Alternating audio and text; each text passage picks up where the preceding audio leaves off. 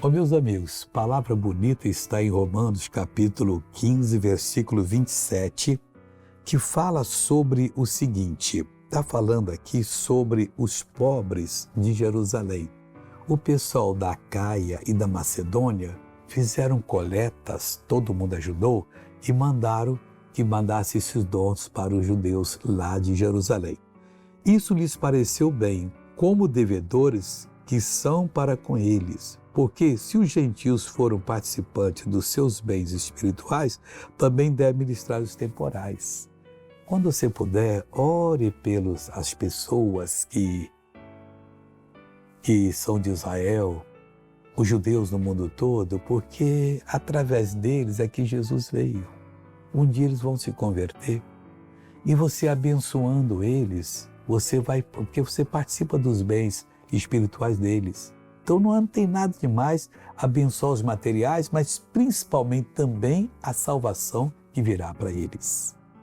Veja essa pessoa que foi abençoada, eu já volto. Um ano atrás ela teve AVC, afetou o lado direito do corpo.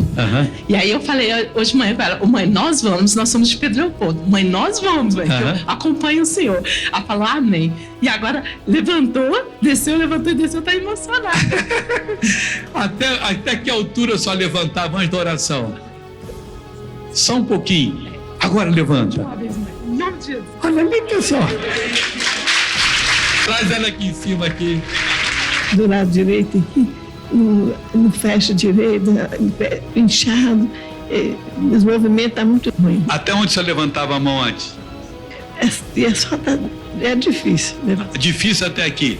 Levanta até em cima agora, Ondina. Levanta, Ondina. Graças. Deus está visitando você, Ondina. Deus está restituindo tudo. Glória a Deus, Pai e Filha de Deus. Voltei para orar com você agora. Pai, em nome de Jesus de Nazaré, eu abençoo todas as pessoas de Israel. Deus, do judeu mais consagrado ao judaísmo, aquele que está perdido na prostituição e no crime. Pai, nós conseguimos bênçãos por causa de Abraão.